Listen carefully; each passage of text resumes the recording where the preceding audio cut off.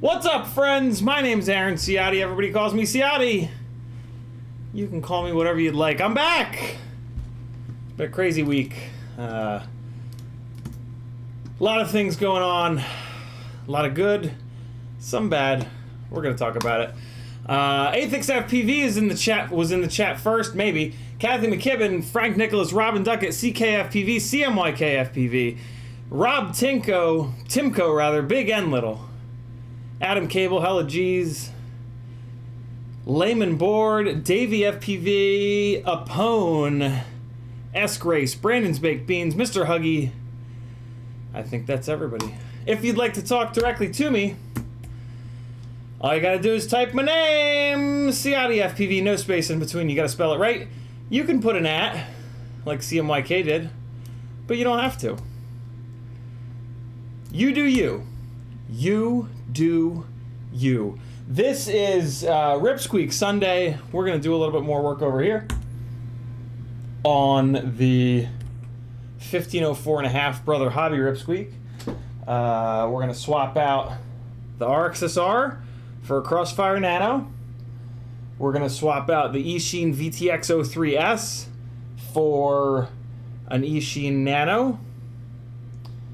We are gonna put it back together and break it again. Because that's what we do. That's the entirety of FPV. This is my full-time job. If you'd like to support me so that I can keep on doing this, all you gotta do is head over to CiottiFPV.com and click a whole bunch of buttons. Patreon helps me out the most. Lots of really good benefits over there. Past couple of days, I've posted a whole bunch of really good deals. When I find really good deals, or when you guys message me with really good deals, I put them up in the Patreon for all 250 some odd people to benefit from. So yeah, I've put a couple of deals up the last few days. Off the top of my head, Get FPV has a really good sale going on for Labor Day. I do have an affiliate link to Get FPV, so if you do order some stuff, if you hit my affiliate link, or if you replace your bookmark with my affiliate link, you won't even have to remember to do this. I'll get 1 to 6%. I think Get FPV is 5%. I'll get 5% of your total, and then I'll spend it on health insurance and more FPV stuff to bring you guys good content with.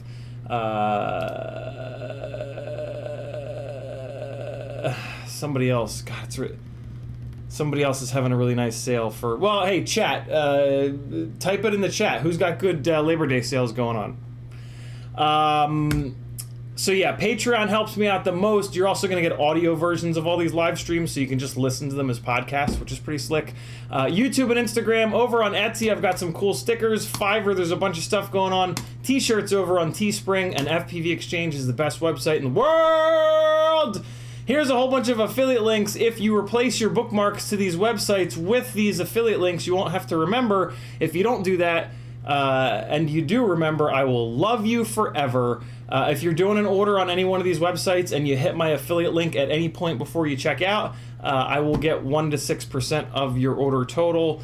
FPV Cycle, Amazon.com for anything at all on Amazon. T-shirts, sweatshirts, 20-gallon barrels of lube, whatever. You do you, but hit this affiliate link so I can get a percentage of that lube sale, bro. Get FPV, Oh My God's website, FPV Crate, Banggood, Camera Butter, AliExpress. Here's a link to my PayPal if you don't want YouTube to take 30% of your super chat. There's a link to the CiottiFPV Facebook. Lots of cool stuff over on this. That's not true. FPV Therapy is a group that I set up over on Facebook a little over a year ago. In that group, it's not a group to post flight footage in, it's a group to talk about mental health stuff. In that group, I posted, those of you that are in that group kind of have some idea of where I've been. I posted in there a few days ago that unfortunately, one day before, very strange timing, but this month, September, is National Suicide Prevention, Suicide Awareness Month. And one day before that, unfortunately, my uncle took his own life. And my Uncle Vince had a profound impact on my life. And it hit me pretty hard. And it's been a rough couple of days kind of working through it, wrapping my head around it. Once I start working on the Squeak, I think I'll try my best to kind of talk about some memories and the impact that he had on my life. But yeah, come on over to FPV Therapy, read some of our stories, learn about mental health, learn about mental illness, and you're going to only be helping yourself out. 1 in 5 people, probably more than that, have mental illness issues. So if you know more than 5 people here on Earth, then you know somebody that's dealing with this shit. And if you come over and learn about it and read our stories and read how we're coping with it and read how it kicks the shit out of us, quite frankly. You're going to be able to see the warning signs for shit like that. And it's very kind of cliche to say this, but it's true. You could literally save someone you love's life.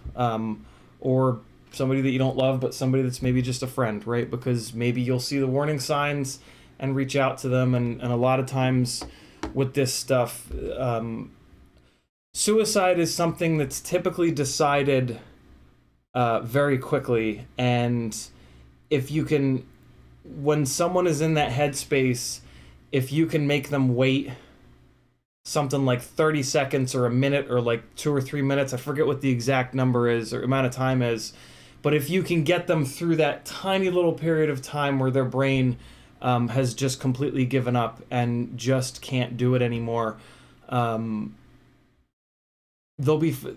can, like, yeah, it happens in a very short period of time. And if you can be the person that sends them a message that just says, hey, I'm just checking in on you, and they take a minute to get back to you, that could be it. You're never going to find out about that, right? That person's probably never going to admit that to you, but do it anyway, right? You're not doing it for the credit. You're doing it to keep somebody here with us. So yeah, come on over, read some stuff, click some videos that we've all posted, and you'll be a better, more understanding, kinder human being here on Earth. And maybe you'll even see some things that you didn't know about yourself, and maybe that'll end up with you going to a talk therapist and learning a little bit about yourself and living a better life. Happened to me. Happened to a lot of people in that group. Why not, right? Link to the Discord channel without the benefits of Patreon. The full Discord channel is available to patrons. And then some BattleBots info if you need a laugh. This is what the Etsy store looks like. These are a bunch of the stickers. This is a bunch of the random hardware. This is what the Fiverr page looks like. I'm doing flight instruction, flight coaching, tuning, and build planning so that you stop buying the wrong parts that catch on fire and keep you grounded for weeks at a time while you're waiting for replacements. I'm also working with FinFPV. He's doing editing, video editing, and Remy Tim is doing FPV mentoring, keeping you up in the air, helping brand new people get up in the air. Lots of good stuff over on Fiverr. This is what the Teespring store looks like. This is the new artwork designed by CiottiFPV. I can't wait to order one of these tote bags. I love having a tote bag around for when my flight bag is completely filled up and I need to bring like 1 or 2 more rigs or a couple extra batteries or whatever. It's nice to have it. It might as well say Kill All Carbon and have your boys' Nintendo looking logo on it. I'm also going to be getting this phone case because I don't have one. Bunch of other artwork here. Here's all the OG artwork. Clamman reminding you to never give up. The Collective over here on a hoodie. Old school logo on a black shirt. Love this one. This has become like my working shirt when I go out to do flying gigs. I usually wear this. The old school NASA ripoff logo. The Nut Grabber logo. You know you want your nuts grabbed. If there's a design on one of these shirts that you want on like a different shirt, like on a sweatshirt, you know, if you want like this on a sweatshirt or something like that, just let me know. I can do that. That's super easy. This is FPV Exchange. This is the little store that Nevin set up for me. FPV Exchange pulls items in from all the different websites that are selling them. It makes it really easy for you to figure out who the hell is selling these things, because right now everything is out of stock. Get on there, and you can also sell your own stuff on there. Get on FPV Exchange, set up an account, import a bunch of your purchases. You'll have everything you've ever purchased in one spot, which is amazing. And then if you decide to sell something, you just flip a switch. You don't have to write an ad for Facebook Marketplace and deal with idiots. You just flip a switch, and you'll be selling it on the same page as all the other manufacturers, RDQ, Get FPV, Pyrodrone, that are selling that stuff as well. It's a great website. If you're not on there by now, I'm going to attack you in your dreams. In the chat, Robin Duckett says, hey, CMYK says, how's your Sunday going, man? It's going awesome, brother. Adam Cable says, what's up? Hella G's says, welcome back. Davey FPV says, what's up, my man? Apone says, yo. 661 says, I'm listening in the field. Very cool. Crash, crash, crash, crash, don't crash, don't crash, no, don't crash, crash, crash, crash, crash, crash, crash, 661FPV says, oh wait, no, 661, we got that. Frank Nicholas dropping the link to CiottiFPV.com. Athix says, so I said I wasn't going back to 300 plus rigs. Now I have my 9-inch rig, glide build, and a beater rig. Athix also says, I have issues, don't we all, brother? BQE, that's who it was. Thank you, 661FPV. BQE is doing a 20% off sale for Labor Day. You just have to spend more than $24, which shouldn't be very hard. So yeah, BQE is doing a 20% off sale. Go check them out. Scrolling, and I'm caught up. All right, good deal. Brandon's Baked Beans says his Tadpole 3-inch frame is getting pretty flexy on the front arms from repeated tree smashes. Yeah, that's because the carbon is... I mean, even if the carbon was running down the length of the arm, it does happen. When you put a lot of energy into carbon fiber over and over and over again, it very slowly delaminates.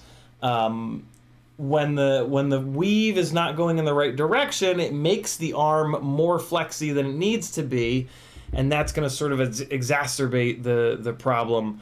But it is something that's not unique to just improperly manufactured frames. One of the ways that I check for this is to check the twisting. So the twisting direction of the arms is the weakest, so it's the easiest for you to be able to tell whether or not the arms are starting to delaminate.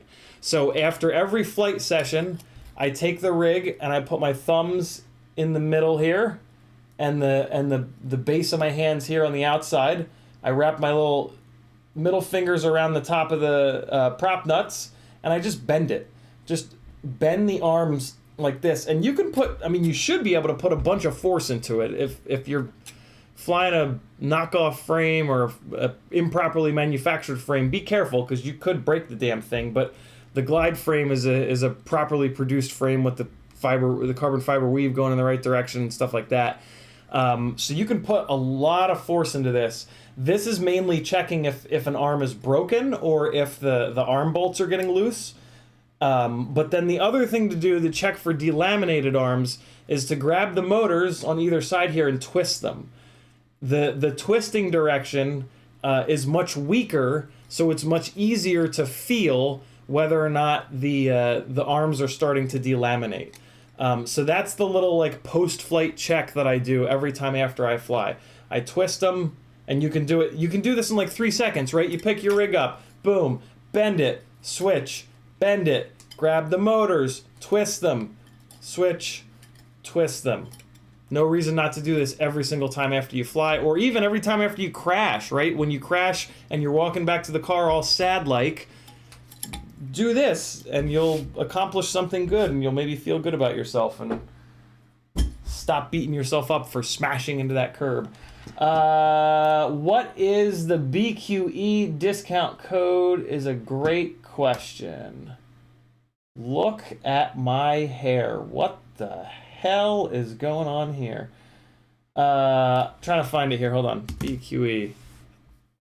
What is this back here? What? I need a haircut, yo. This is crazy. Hey, here it is.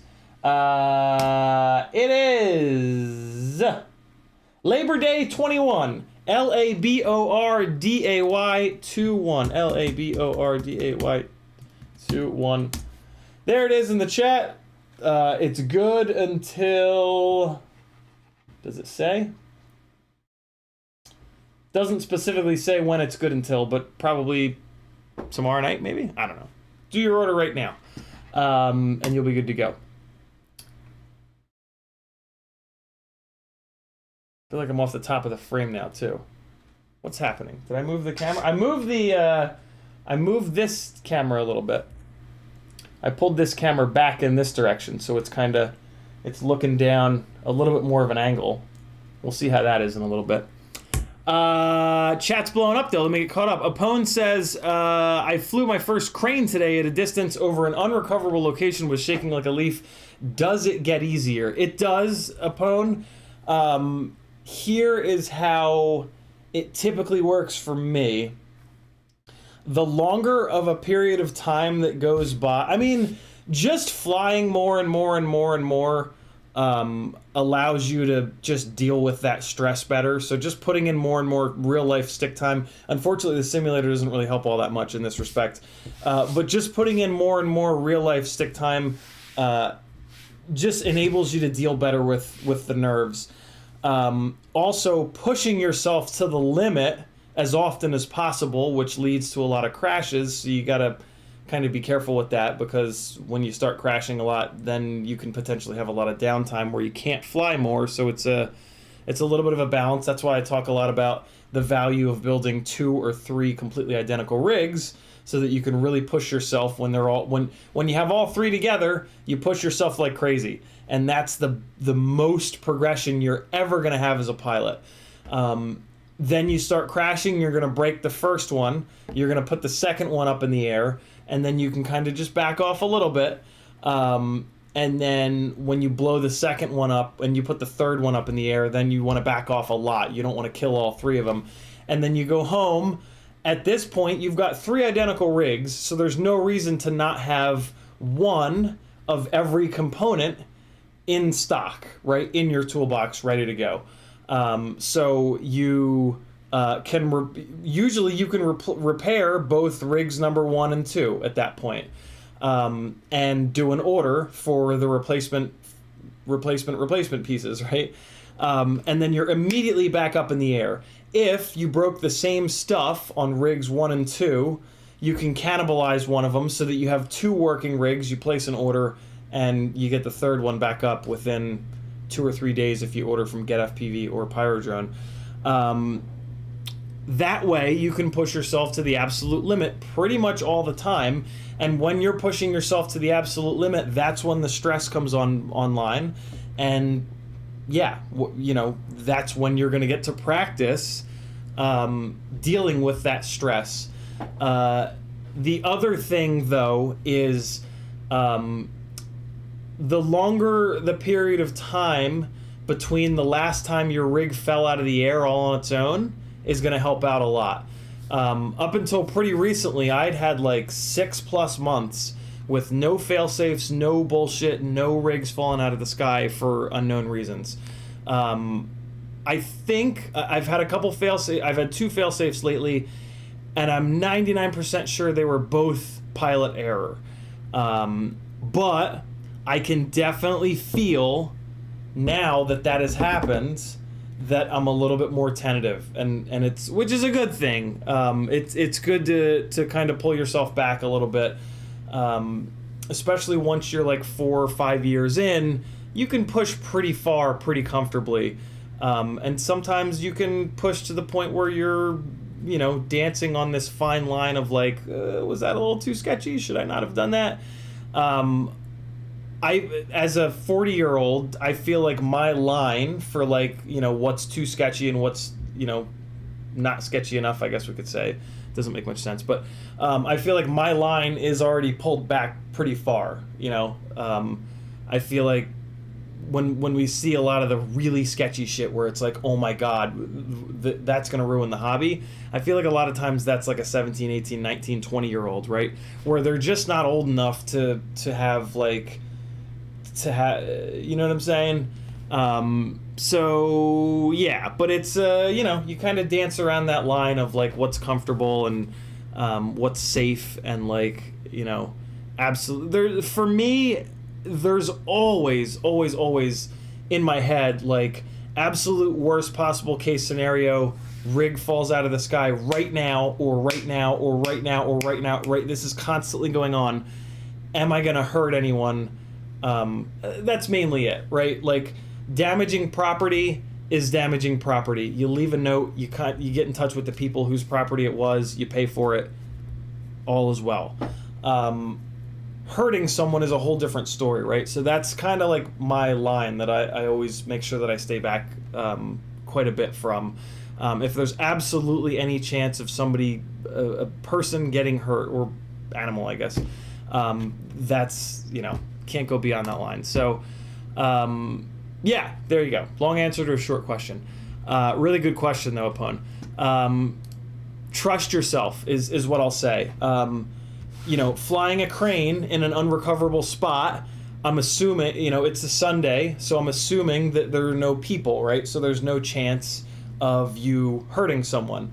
So the only real chance is that you lose your rig. So it's a $500-600 chance that you're taking. That's the name of the game, right? That's where we want to be. That's the those are the chances that we want to be taking. We want to be taking chances with money and with, well, yeah, just with money, right? It all comes down to money, not with like people getting disfigured.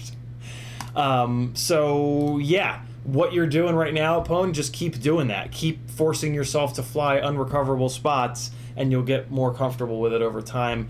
And just keep flying in general. Just keep flying for real and pushing yourself to the limit as safely as possible. And the nerves will, I mean, the nerves are always there, but your ability to deal with them gets better and better and better. I'm at this point where, like, when I'm in the goggles, I don't really get the nerves. I'll tend to get them when I come out of the goggles, when it was a really intense kind of thing that I was doing, or, you know, situation that I was flying in, for example. So yeah, you'll get there, man. Just keep going. Just keep pushing yourself. Brandon's Baked Bean says, I'm trying to buy a Ripscoop 3-inch frame that blah, blah, blah, blah, and I can't see the discount on BQE.io. That's an old message. I think you're probably good by now, Brandon.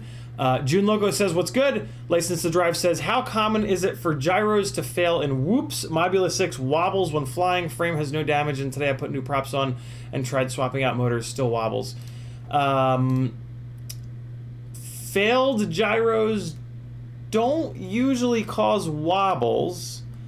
They certainly could, but typically they don't. Typically you can tell that it's a failed gyro when you go to do a roll or a flip or yaw, and it acts very strange. A lot of times it'll like during the roll it'll like jitter in a weird way, or during the pitch move it'll jitter, or during the yaw it'll jitter.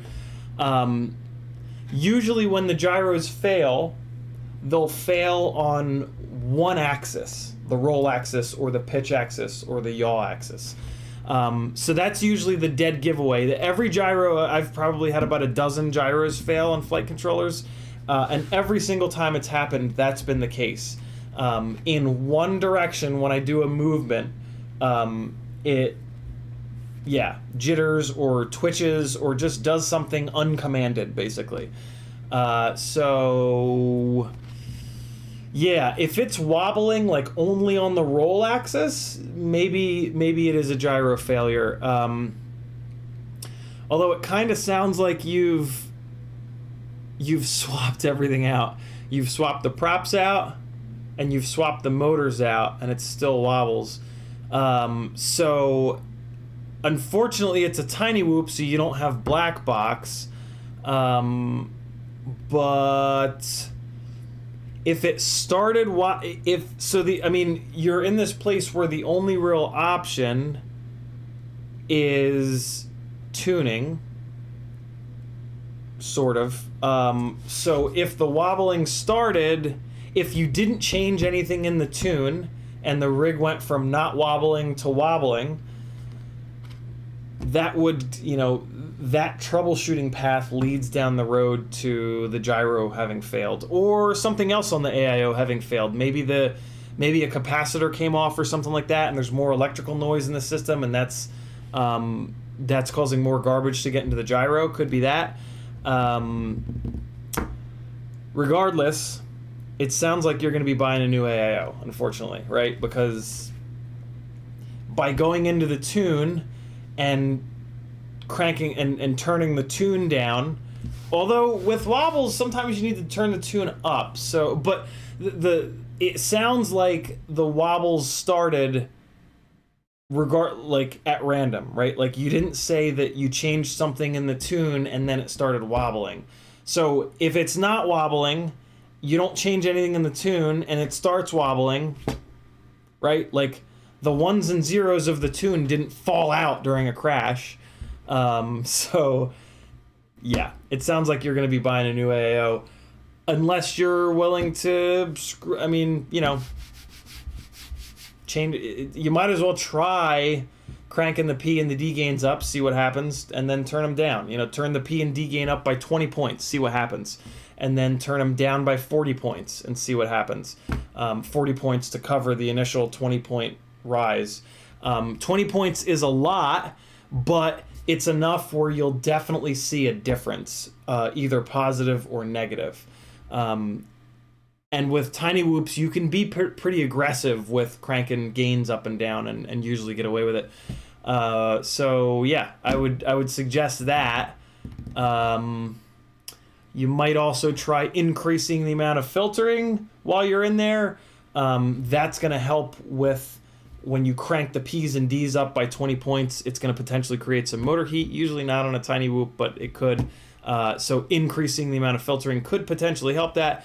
Increasing the amount of filtering is also going to, your flight performance is going to get ever so slightly worse, but if it is an electrical noise problem, it could potentially help that. So it could be a part of the solution. Hard to say, but you might as well try that. But I think in the end, you're going to be buying a new AIO. If that doesn't fix it, then hey, oh damn, you have an extra AIO. Eventually the AIO will fail, as they all do, and then you'll have an extra to throw in, so it's not the end of the world. Brandon's we got that. Athix says, get Bots Frame or Bandolero. If you want like a super basher frame, yeah, those are two really good frames. In my opinion, those are frames that are a little bit too beefy. Because of that, they're a little bit too heavy, in my opinion, and they're going to put a little bit too much of the inverted crashing stress into the motor bells. I prefer frames with skinnier arms, where the $4 to $7 arm will break before the $25+ motor breaks. So yeah, I mean but hey, if you never want to replace an arm, then those are going to be great frames for you. But just understand that running a frame where you never replace the arms, you're going to have to replace the motors more often.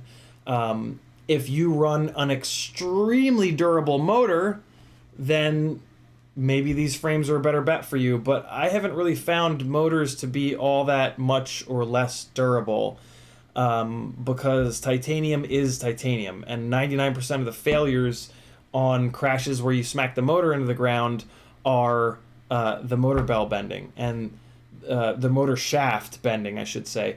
And the motor shaft on all of our motors is the same thickness, 4 millimeters, and on the good motors, they're titanium. On the cheaper motors, they're stainless steel, which is even less durable. But yeah, I haven't found any titanium motor shaft premium motors to be more or less durable than one another. So yeah, to me, the strength of the arms on the glide frame is they're just the perfect strength, where sometimes the arm breaks and it saves the motor. And if that ever happens, then I'm super happy, because motors are, quadruple the cost of arms and much more of a pain in the ass to swap out. So that's just my opinion. Take it or leave it. Some people want a frame that never, ever, ever breaks, and I get it. I don't like replacing arms either, but I don't like replacing motors even, I really don't want to replace motors. So I make that sacrifice for motor health, but that's just me. Brandon's Baked Beans says, should I get TPU arm protectors?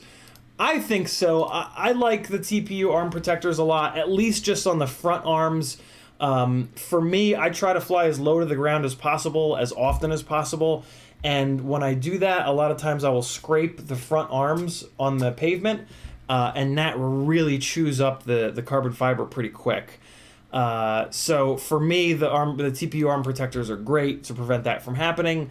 It also adds a little bit of a buffer to the end of the arm, which is going to protect the motor bell a little bit more. So I really dig them. You do sacrifice a little bit of performance because you're adding weight to the end of the arm. That's why I only run them on the front arms. I don't run them on all four. But yeah, I like them a lot. Remy Tim with, oh, YouTube did the thing. Remy Tim with a $9.99 super chat. He says, fuck, I missed the notification. How's everyone doing? To the Mazda Fund. Thank you very much, Mr. Maurer. Remy Tim was streaming the other day. Where is the, there it is. He was streaming the other day and talking FPV Mentor, and that was pretty awesome because I was not streaming at the time, so it was good to see somebody else giving you guys that live content that I know you love so much. Thanks again, Daniel. Very, very kind of you. Much, much appreciated. Everybody go check him out.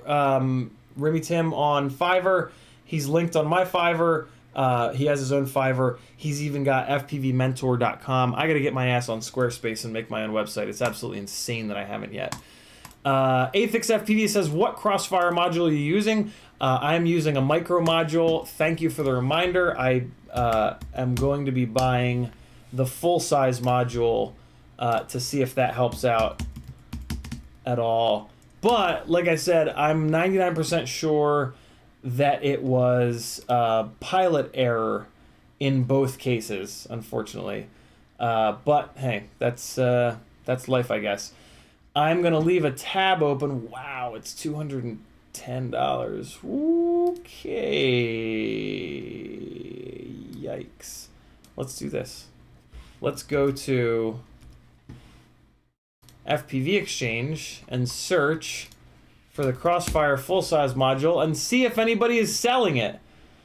So here we go. 9 different sellers. Let's just open a couple of these up. Sometimes when people make... sometimes people will make an item on here without tagging it onto an existing item. So here's the main item for the full-size TBS Crossfire. And we can see here that Abe Harris from Richmond, Kentucky is selling it for $208. That's pretty cool. And then we can see, wow, there's a bunch of people selling them. Drone FPV Racer. There's one here from Drone Factory in Switzerland. So these are now resellers. Looks like there's a couple that are out of stock here. Rotor Geeks is out of stock, which is pretty cool to see that. Looks like there's one on Banggood for $208. Bunch of people are selling them. Looks like Goblin Hobbies is out of stock as well. Again, this is why FPV Exchange is so awesome, guys. You can see where this stuff is in and out of stock. So it looks like I can snag one for a little bit less. A little bit less. Banggood for $277. Yeah. So that'll be interesting. Not sure where I'll buy it from, but now you've gotten to see FPV Exchange. That's the beauty of the website. Okay. Unless any of you guys are getting rid of yours, then I'd rather buy it from you because I love every single one of you. Scott FPV says, I hate flying around other people, though I've never had the opportunity to fly with other pilots. That's a good thing, Scott. Yeah, I mean, we owe it to the hobby and ourselves to be careful. And if you're uncomfortable flying around other people, that's a good thing. Because, yeah, we don't want to hit nobody. And we gotta, like, self-police that shit. Ask Race, rightly saying that failed gyros tend to twitch. That's been my experience as well. Ask Race also saying maybe it could be a wire hanging over the gyro. I wouldn't think that would create a wobble, but you never know. I mean, a wire... I've heard of wires being too close to the gyros actually, like, imparting EMF, like weird electrical noise onto the gyro and creating weird, awkward situations. I wouldn't think that would create a wobble, like I said, but you really never know. Robin Duckett says, did you see Nurk's little cameo on Mark Rober's latest video? I did. Did you guys notice how awful Nurk's rig sounded? I was a little weirded out by that. Like, his rigs sounded terrible. Like, they were very oscillating and very... Yeah, like, there's a couple scenes where you can hear the 5-inch rig go to full throttle, and it's like... It's like, what's going on there? But the footage was pretty decent. It was kind of cool. License to Drive says, I have a new Mobula 6 AO I bought last year and I haven't used. Just wanted to make sure it wasn't the motors or props first. Nice. That's amazing. License, when you swap it out, let us know. Let us know if the new AIO fixed it. Your troubleshoot, the path that you've been on this troubleshoot is dead on the money. Props first, motors next, AIO last. So I mean, you're absolutely dead on with how you're troubleshooting that issue.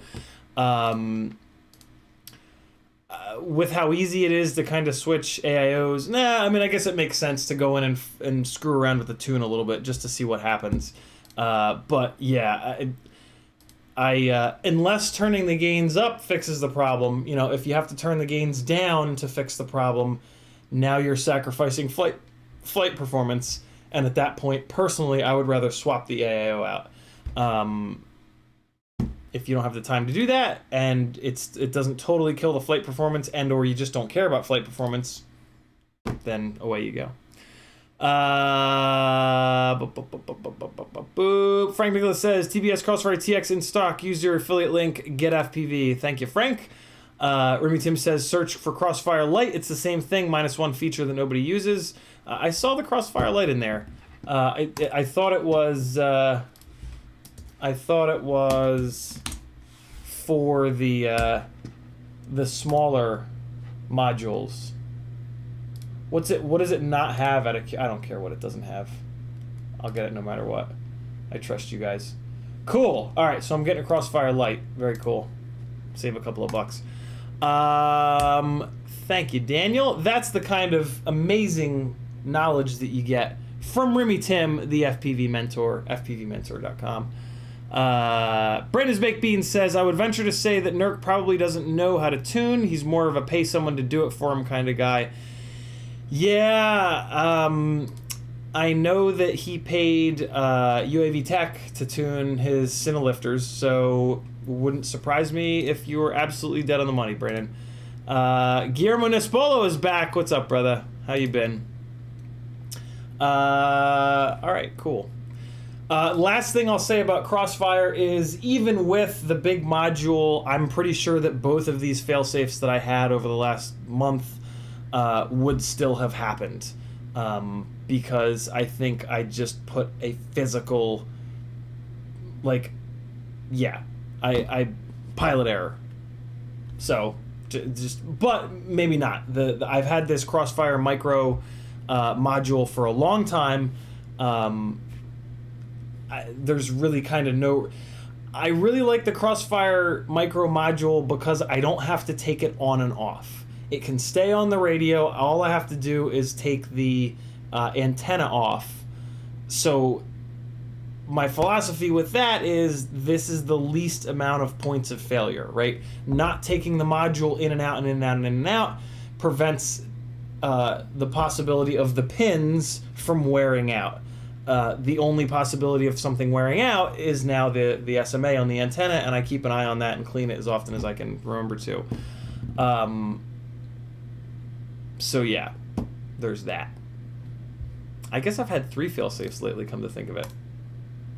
So one of the things that I would like to do with getting the full-size module, though, is that's an easy way to troubleshoot, right? If I get the full-size module and I don't, and all of the fail-safes stop, even when I fly like an idiot into a weird situation where I put a physical thing in between me and the rig, then, you know, maybe the micro module was on its way out or something like that. I don't know. The problem is trying to troubleshoot this can get kind of expensive, you know? So it's tough. What I'm afraid of is I throw $150 at the problem and it doesn't change. But it really should, because this has now happened on 2 different receivers. So it shouldn't be that. So what's interesting is this sort of throws. So I'd previously thought So my old cinematic rig, which is now at the bottom of the sea, that was the one that also fail-safed on another occasion recently, a couple months ago. And I thought that the problem was the Crossfire Nano on board or the antenna. The fact that I now fail-safed again with a different Crossfire Nano either means that still could have been the problem. This most recent one could 100% have been 100% pilot error. I'm admitting that for sure. Or it could mean that it's the module. See what I'm saying? So I don't know. I'll think more about it. Remy Tim says Crossfire Lite misses Bluetooth. I would never use the Bluetooth anyway, so that's awesome. 661 says Crossfire Lite doesn't have Bluetooth. That's it. Cool. All caught up. Let's work on the Rip Squeak on the beautiful new FPV crate neoprene mat. Look at this. It's this really cool neoprene material. You can't cut on it, obviously, but how often do you really do that? And what I really like about this mat is it has a little bit of grip to it. I've been trying to mention this on each stream so that everybody finds out, but what happened to the Mazda 2 fund? Oh, Christ. It should... Why did it not... Why is it not... Why does it just say 185? What the hell happened here? There it goes. That was weird. Okay, strange. Athix says full-size Crossfire goes to 2E. Nano goes to 1 watt. I'm assuming that was 2 watts. Guillermo says rocking hard on my 6. Happy doing Matty flips on chairs. Nice. Yeah, there's a chance that having 2 watts of output power would have maybe helped me out, but when you put a solid object between you and the rig and there's nothing for the signal to bounce off of, you're going down. So there's also a chance that it wouldn't have helped. This mat, what I like most about it is I find a lot of times when I'm soldering, I'll use my ring finger to hold whatever I'm working on down. And then sometimes what I'll do is I'll have the solder in my index and thumb, index finger and thumb, or sometimes I'll have the tweezers in my index finger and my thumb. And what I like about this mat is this neoprene surface is kind of grippy, just ever so slightly grippy. What I find is that when I'm holding the stuff down, it doesn't move around. On the cutting mats that I've been using up until this mat, when I was holding it down, it would kind of move around, and that would be kind of annoying. So I'm really digging this mat. I think I'm going to stick with this mat. It's yeah, I never really thought through that little thing that sometimes happens. I just when it would happen, I would be like, all right, and I would reposition it and whatever, or just suck it up, Buttercup. So we need to replace both the VTX and the receiver. So let's take the flight controller off of here and get to work. Feel free to drop any and all questions in the chat. This is a Sunday Q&A. I am going to run until a little before 5, or I don't know, we'll see. We'll see how long I can hang in here. So this is the rig with the, oh, you know what I'm also going to do? I think I'm going to move the flight controller, I'm sorry, the HD board for the RunCam Hybrid from the bottom to the top of this rig. Oh, or not. I thought... Maybe not. Maybe I won't do that. I don't know. I'm still up in the air about that. Which ESC is in here? So this is a Speedix GS25. It's probably okay. You know, no, I'm gonna leave it because I already have it all spaced out, and I would like to see if the this rig is sort of a stress test to see if the if all the heat that the HD board is going to cause any negative impacts to the ESC, or vice versa. So if I leave it, I can kind of keep that stress test going. If I move it, then I won't really have any data on that. You know what I'm saying? So I think I'm gonna leave it. All right, I gotta try to remember how this is built, how I have this all spaced out so that I don't have to spend time spacing the all of the stack components out again. All right, and so I should be able to remember that these little guys are on the bottom, and then it looks like I'm just using rubber grommets in between the rest of these guys, so that's pretty easy and straightforward. All right, and then I have to remember to put the little plastic latch back on. I'll probably forget and have to rebuild the stack, but you know, par for the course. CiottiFPV says, can we get more context to the second failsafe? Also, heard of an issue with receivers losing RF sensitivity, just rumors. Unfortunately not, A6, for reasons. But, yeah, it's just something I'm sort of thinking about. I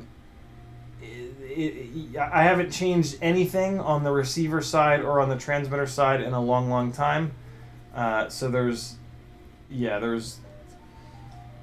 really no reason for it to have happened, but there are. It's because of that, the reasons that it could have happened are sort of narrowed down, and I'm sort of handling that. So no worries. I appreciate your concern, but it's just sort of something that I'll work through and figure out.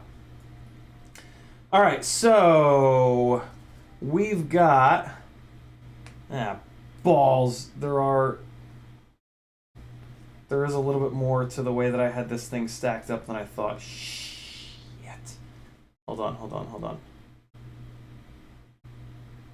So that's a grommet there.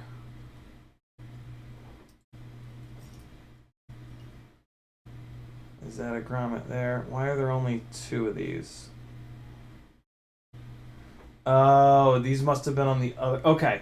So I get this. All right. So these are on the other side to offset, I think, the thickness of the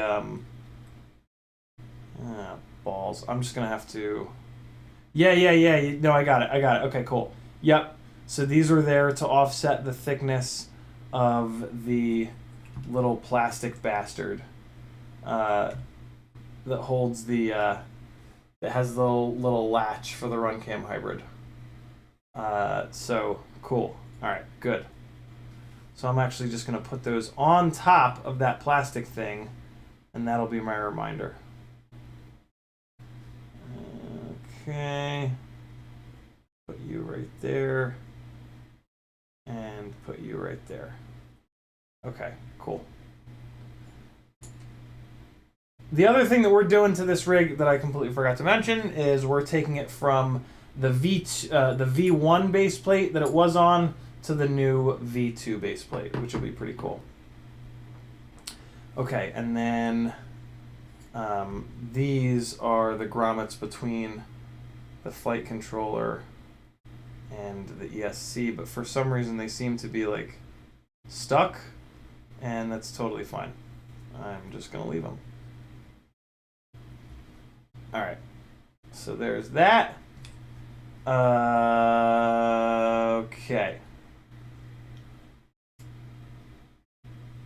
All right. So we've got the RunCam hybrid board here. This is a old school Talon F4 where the there's telemetry, there's cam. Where does that go? Does that go to the VTX or does that go to the... Well, both of these are coming out of here, so I can cut this. Right? Yeah. Yeah, both of those are coming out, so I can cut this. And we're going to be just fine here. So now I can pull this out of that piece. And actually, I can take this all apart. I'm going to switch everything on the rear end of this. So this will make life a little bit easier. I'm going to pull this antenna off of here, and I'm even going to move to a different piece in the back. We're going to put a mini Mortal T on here. So this TPU piece is going to go away. The bottom TPU piece is going to stay. Oh my god, I completely forgot to show you guys this. Some of you might have seen this on my Instagram, but you'll notice that it says add to cart down here. I just clicked refresh. There it is. Actually, this is one of the things that I post, not on my Instagram. This is one of the things that I posted on my on the Patreon page as a deal. The Insta360 Go 2 is officially for sale on Best Buy's website, and what that means is that you can get the 2-year Geek Squad protection for $32.99. So it's basically we've now got access to an indestructible Insta360 Go 2. I have placed my order since this up here like a few months ago. You guys raised enough for me to buy an Insta360 Go 2, but I refused to buy one because it would have been reckless without a proper accident protection plan. Insta360 Go does offer a physical damage protection plan, but the feedback that a bunch of you guys gave me in the chat was that you'd sent it in for that plan and never heard back from them. Somebody in the chat was 3 months into that process and didn't have their Insta360 Go 2 back. So don't do Insta360 Go's physical damage protection. Don't buy it from them. Buy it from Best Buy with the Geek Squad protection. And then when you blow it up, you walk into your local Best Buy. I don't think the Best Buys are going to be carrying these, but you can at least drop it off. They'll order it. They'll get it. They'll get a new one in within a week or so. Like it says here, right? Get it in 6 days. Pick up. Order now for pickup on Saturday, September 11th at Alpharetta. So yeah, you can have a 1 week turnaround instead of a 3+ month, maybe never turnaround. So yeah, there you go. That's a big deal. That's a really, really big deal. The Insta360 Go 2 is 26 grams. That is a little bit heavier than the RunCam hybrid, but you have access to flow state, FPV stabilization, or the full-blown flow state stabilization in post, which is a big deal. It's not like a GoPro where you have to pick Hypersmooth on or off before you hit record. Insta360 Go has a much better setup. The Insta360s don't seem to be all that durable either, which is why the Geek Squad protection plan is going to be really important.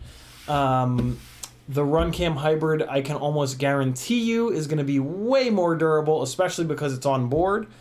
But the Insta360 Go 2, I can also almost guarantee you that it's going to have better image quality. Of the reviews that I've seen so far, it certainly seems to have slightly better image quality than the RunCam hybrid. I love the fact that it's an external camera. Having the hybrid on board is nice for durability. It's a pain in the ass for the way that you have to build the rig. It's a pain in the ass for props in view. And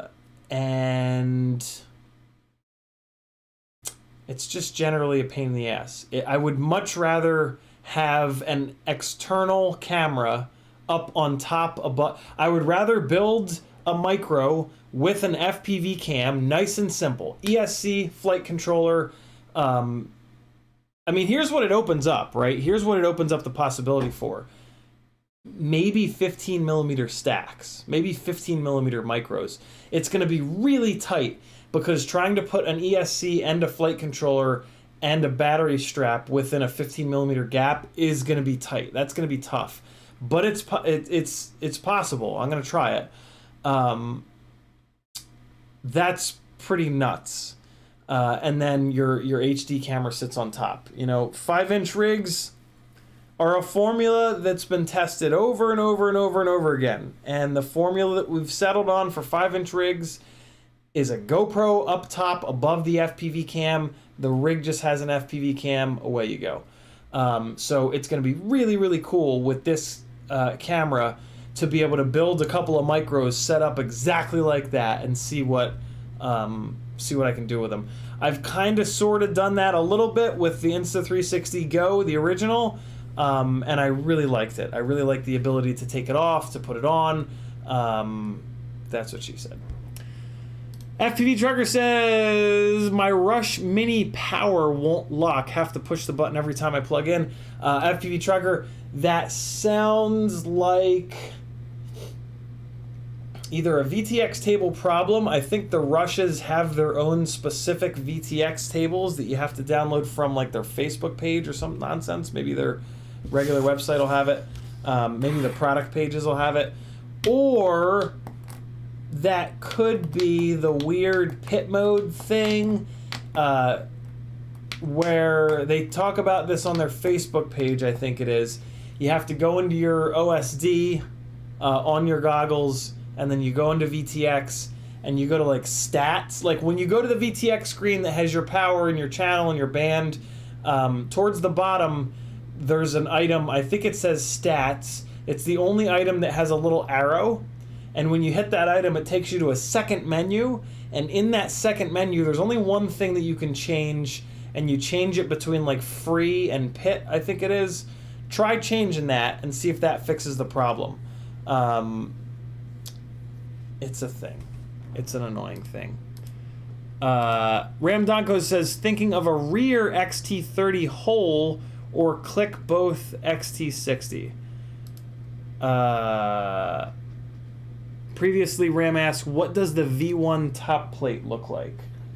V1 top plate looks like this. And then the V2 top plate looks like this. Ram, I have no... Your second comment there, I have no idea what that means. I apologize.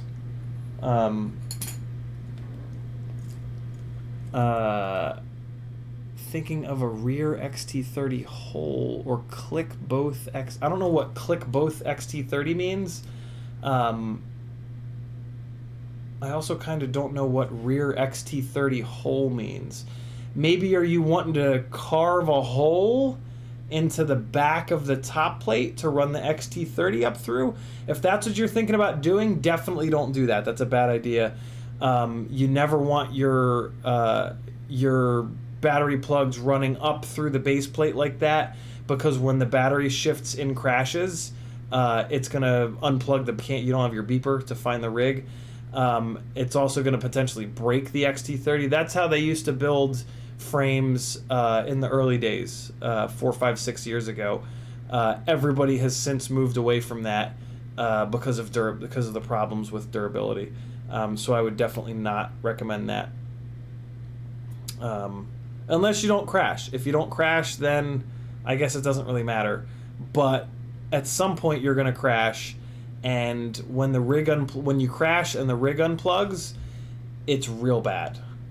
It's really, really bad. If you haven't had that happen to you yet, don't let it happen to you, because it sucks. You usually lose the rig. So yeah, it sucks.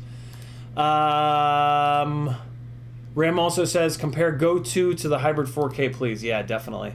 Abraham says, what's up, dude? The battery strap is the stack height variable I always forget to consider in laying out my build. Yeah, me too, Abra.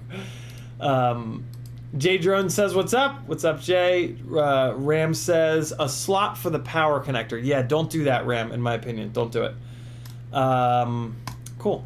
Caught back up. Back to work. Good questions, boys and girls. As always. Okay, so what was I doing? Things, many things. Okay, let me get this little rear communications package all sort of torn down here. Try to not cut myself or the antenna cable here. All right, so yeah, anybody who can't listen to me talk about mental illness, mental health stuff, I guess this is sort of your trigger warning, because I'm gonna take a little time here while I'm working on this to just kind of talk about my Uncle Vince.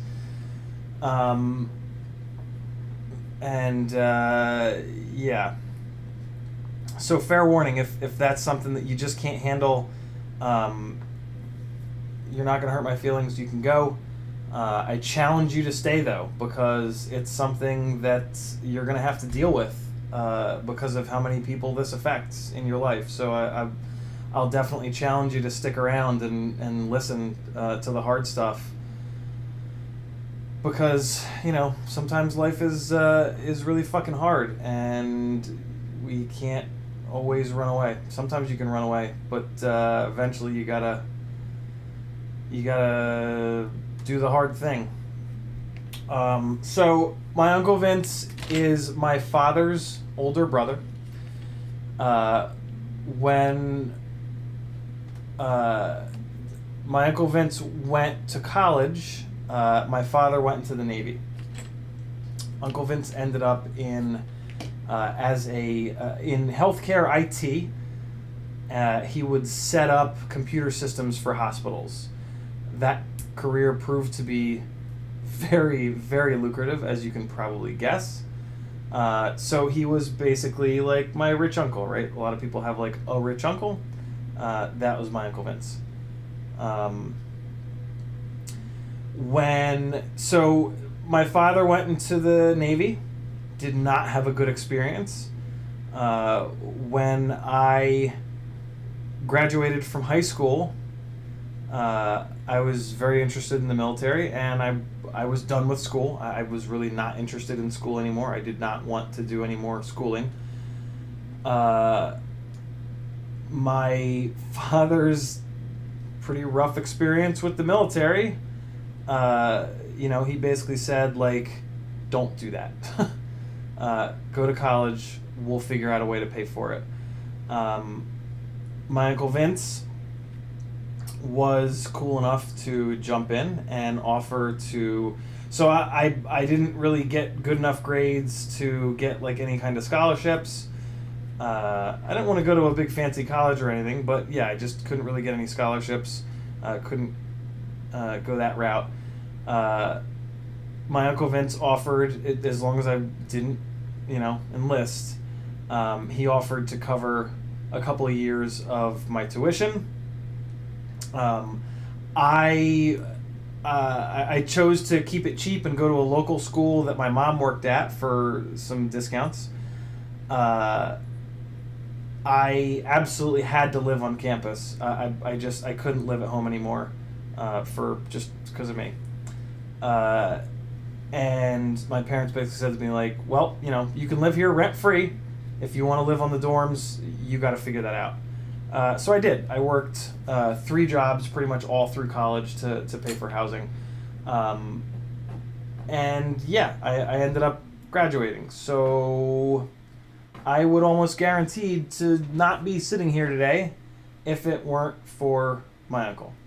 The fact that he was willing to do that for me changed my life in amazing ways, right? Like, I went to school for TV radio, and I didn't necessarily do it, I don't work for a radio station, or a TV station, but the experience of going to college was really incredible for me. Like, I was so done with school, and I just had no interest. But then in college, I really picked up like an appreciation for learning, I guess you could say, and for reading for fun, and for a lot of other things, and the people that I met, and the culture, and the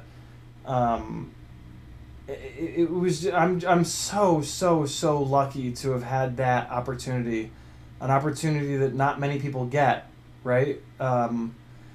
And yeah, just that generosity that he showed there is just a really good example of the man, and he had a huge impact on my life in that way. Growing up, he lived up in the mountains of New Jersey in Boonton, and some of my earliest memories were actually going to. So his son is my cousin Mark. His daughter is my cousin Andrea. They're my favorite cousins, always have been. Some of my fondest memories growing up were going up to his house, which was this big, beautiful. I don't know, I guess you could maybe call it a mansion, but what's a mansion really? Just a big ass house in the gorgeous mountains of North Jersey, Boonton, North Jersey. And it was like it was a very like 70s, very styly kind of house, lots of really cool angles. It was the first like house that made me like realize like, oh, houses can be kind of cool. Which is like a weird realization, but whatever. You guys know what I mean. Let me grab one of these Crossfire Nanos here. Hold on. So yeah, that was kind of cool. That was like a kind of, cool thing. Like, at some point in my life to be like, oh wow, houses aren't just little tiki-takis, little boxes, like they can have like cool, and like now I'm on to that, right? Like I'm all into like mid-century mod stuff, and like that whole sort of vibe, which is kind of cool. But then, in the, like like all this furniture and stuff like that was all sort of mid-century mod, that like cool 70s vibe. And I remember like really digging that, like really cool lamps and furniture and just kind of neat shit like that. And then, but like the one from that point of view, the one thing that like really I have this like crazy memory of is he had an Eames chair. He had an Eames lounge chair, the most popular of the Eames chair. If you don't know what an Eames lounger is, just type into Google EAMES chair, and it'll be pretty much the first one that comes up. It's just like it's like the epitome of mid-century mod. Like I bet you if you did a Google search for like mid-century mod furniture, the first image search would be an Eames lounger, an Eames lounge chair rather. And yeah, and like it's weirdly been like a life goal of mine to have an Eames lounge chair. Not necessarily a real one, because the real ones cost a fucking fortune for no reason. But just like a knockoff. The knockoffs are kind of expensive too. And I've never necessarily I've never lived in a place that made sense to have one. I've never lived in a place that had like a good spot for a lounge chair, basically. But whatever, that's not the point. So yeah, there was that. That was just like a really cool part of growing up, seeing that. And then like he had a pool table, which was always super cool. I always loved going there to hang out with Mark and Andrea and play around the pool table. This is when I was like really young, guys, like really, really, really young. And they also had a croquet set. It was the first time I'd ever seen croquet. And for whatever reason, it was just the most interesting thing in the world. Like, so he was up in the mountains, right? So like the backyard and the front yard and the side yard where the grass was, there was like all kinds of elevation and shit, and it was so much fun to just smack the croquet balls around with the incredibly satisfying croquet mallets. And yeah, so those are some of like the memories that I have. I also remember cousin Mark. Their front driveway was this huge hill, like this really big scary hill. Like it was hard to drive up. It was so steep. And I have this memory of Mark had a. It was basically like an early days skateboard. We're talking like the fucking 90s now, guys. Like the 80s and the 90s. Late 80s, early 90s. It was like an old school shitty little skateboard with a set of handlebars, basically. Just like on the front of the skateboard, it had a fucking pole coming up and just a little set of handlebars. So like anybody could ride it. You know, like skateboards, you have to like learn how to ride them. But this thing, because it had the handlebars, anybody could ride it. But I mean, it was a total death trap, right? So I remember, for whatever reason, I decided to try to ride this damn thing down their incredibly steep, incredibly long front driveway. Like, they could have probably parked like 10 cars on this driveway. And this shit, like, I shit you not, it was like on this much of an incline. It was like a 45 plus degree incline. Like, it was total death trap. I'm really lucky I didn't get like totally mangled from this, but I remember I tried to ride that skateboard down. I got like 3/4 of the way down, fell off, and like just ripped just destroyed one of my knees. Like pulled all the. It was just ugly and horrible and disgusting, but whatever.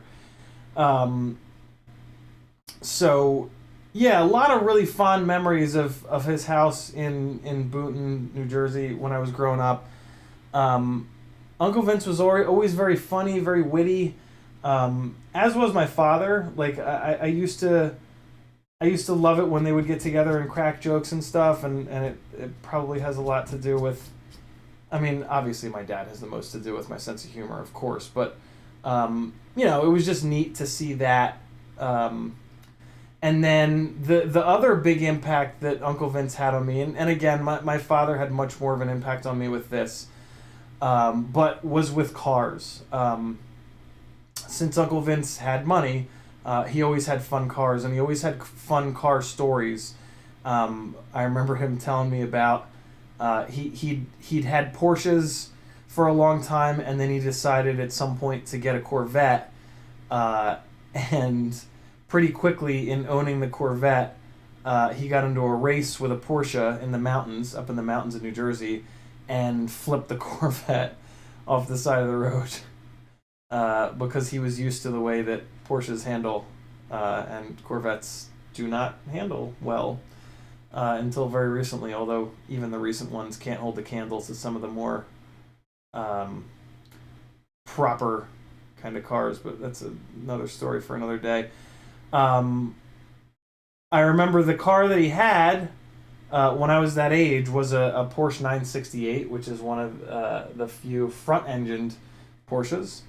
It was a V8 up front, and his was brown. And just the engineering of the car and just the look and everything, I remember being really impressed by. I also remember that in his office, he had a couple of really beautifully detailed models of Ferraris and some really cool posters on the walls with like blueprints of cars, and it really, I remember thinking how fucking cool that was, and it made, I don't know, it contributed to this like allure of cars and of motorsport. He also liked driving fast around corners. This was one of the first times I was introduced to the fact that, you know, it's not just drag racing. I knew this from motorsport, from watching F1 and IndyCar and stock car with my dad, but this is one of the first times that I realized that, you know, you could do that like in real life, basically. So that was a pretty formative thing for me, you know, like when you're young like that and you see shit like that, it sticks with you for sure. And later in life, in my 20s and my 30s, I went pretty nuts with that, you know, as most of you know. I went pretty hard down the motorsport / sport car sports car rabbit hole, which was great. I mean, that was an amazing period of my life. It was a very expensive period in my life, admittedly, but the experiences that came from it, I would not give up in a million years. Man, they put this fucking goo all over these things, and it is just such a fucking pain in the ass to get off. So yeah, a lot of really fond memories growing up. Eventually, they left that house and they bought a house in Santa Fe, New Mexico, and an RV, and another house in Florida, which was pretty cool. I got to see Santa Fe, New Mexico. I got to go snowboarding for the first time ever because of that. One of the trips that we made out to see them. And yeah, it was just incredible. And all these memories with cousin Mark and cousin Andrea. Cousin Andrea now lives in San Pedro, California. Yeah, Uncle Vince was very generous. Cousin Andrea had a hard time figuring out what her path was going to be in life, and so she went to a bunch of different colleges, and Uncle Vince was always very supportive of that, and allowed her to kind of do that and bounce around and follow her passion, which was really, really cool. Again, says a lot about the man. Cousin Mark was a lot more he was a lot sort of simpler in that way. Like, he didn't bounce around in colleges like that. He wanted more independence, and he was allowed that. He was allowed to have that, which was pretty cool. Fast forwarding to the last couple of years, there was, with my uncle, there was a dementia scare a few years back, which everybody had sort of thought was kind of taken care of. But mental illness stuff like that tends to, come in and out, up and down. And then the pandemic hit last year. And the pandemic has had more of an impact on mental health than I think anybody is really understanding. Maybe not. Maybe we are understanding this, but I mean, it certainly had a hell of an impact on my mental health. Those of you that know me really, really well know what I'm talking about there. Those of you that are in the FPV therapy group know what I'm talking about when I say that. And unfortunately with Uncle Vince, it's had a really negative impact. His inability to go out to eat, to go out and see friends and hang out with people. So he was in his 70s, right? My parents are also in their 70s. Uncle Vince is a little bit older than them. So he lived a long life, right? Pandemic hits, has a really, really strong, terrible impact on his mental health. And that was unfortunately one of the things that, yeah, I mean, now I'm assuming, I don't know this for a fact, but I'm assuming that now with the Delta variant and the possibility that, we could be back into lockdown, that was just too much for him, because last year, yeah, he had a really hard time last year with it, and it really had a negative impact on him, and it became too much. for him to handle this year. And you know, there were the health problems, which I'm sure were there. And I can't imagine how much that would weigh on you. Old age, right? Like, I bitch and moan about being 40 a lot on here. I can't imagine what it's like to be 70 plus years old, right? Lot of different things. You know, here in the U.S., assisted suicide is not really something that's legal. Cases like these, you can definitely make the argument that they should be. Because this is the alternative, right? And as an alternative, it's pretty horrible, right? Because you know, yeah, it affects other people forever, and of course you don't want that, and you know that's one of the really shitty things about it, is that you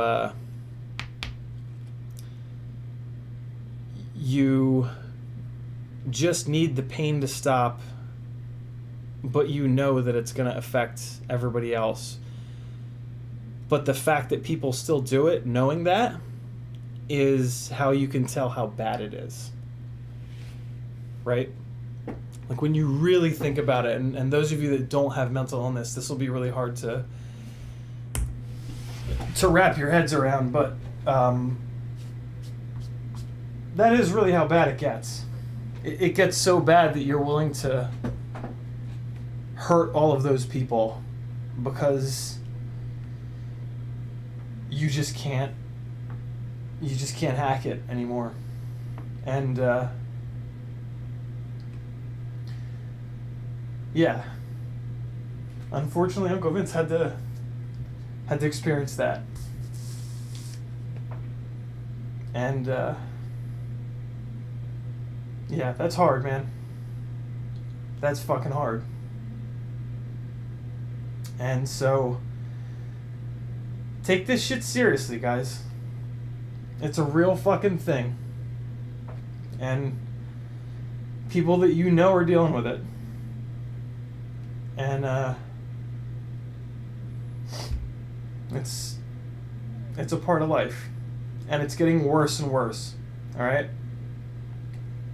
And it is arguably the only thing that is worse about being male, is that the suicide rates in males are much higher. Specifically, males in their 30s. So be careful. Just respect that shit. And be careful. Learn about it. Reach out to people that just kind of drop off the radar. And yeah, it's a real thing. And I hope that you guys never have to experience it firsthand. But if you do, I hope maybe you remember some of the shit that I talk about, or that we talk about over on FPV Therapy, and I hope that you choose to stay. Because your brain is, yeah, it's being an asshole. Our brains can be real assholes. And, like, it's never worth it. But, man, mental illness does a hell of a job convincing you otherwise. And you gotta catch that shit. You gotta be on top of that shit. You can't let it get to that point. You know what you need to do. I talk about it on here all the time. You just got to do it. The alternative is not worth it, and it's going to hurt a shitload of people, and it's final. And you're not going to have the opportunity to bounce back from it.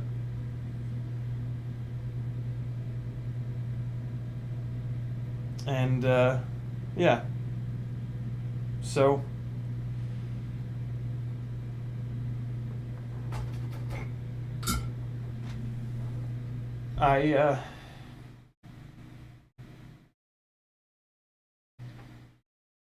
it's hard because I know that he was struggling.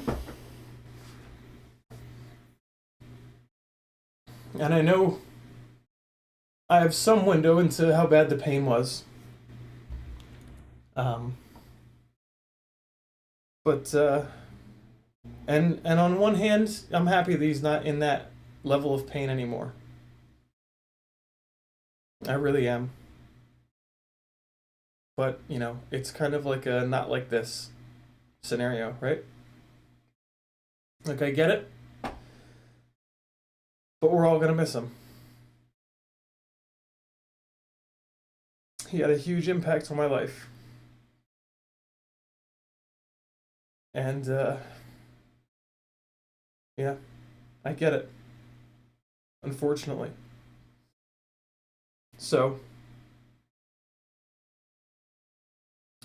reach out to people. They need you.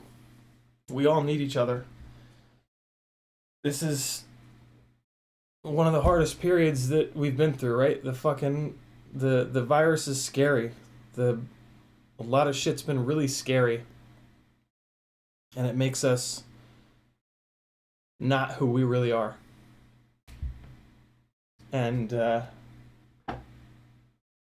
one of the best ways to remember who we are is to connect with other people.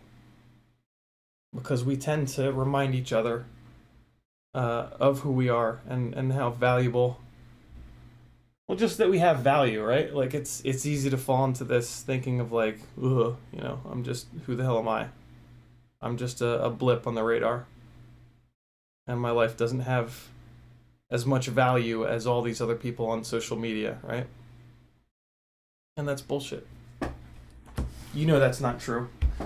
But again, mental illness turns that into a reality. And it's one of the more evil things about it. It just completely warps your reality. Dr. K of Healthy Gamer GG said it best at one point when he compared depression to HIV, and basically said like depression is the HIV of the mind, in that it attacks your ability to fight back. In the same way that HIV/AIDS attacks your white blood cells, which are, you know, they do most of the protection in your body.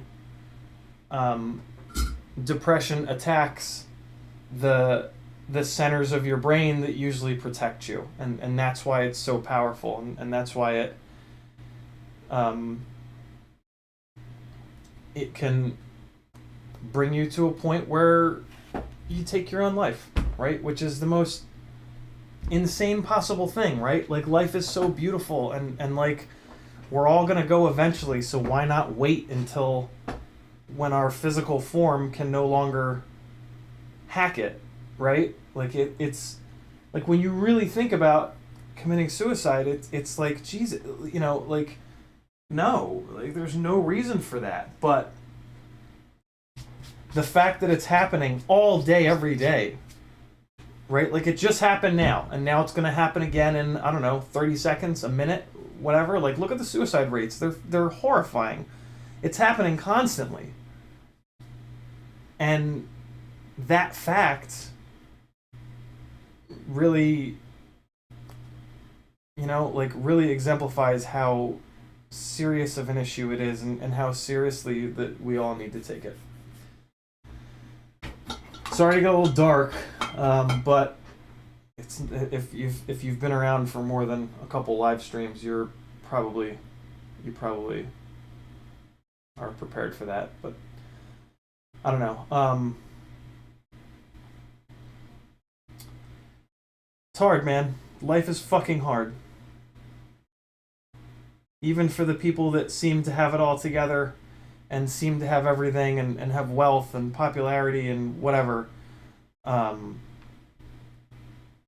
It's fucking hard. And, but one of the best ways for us to get through it is with each other.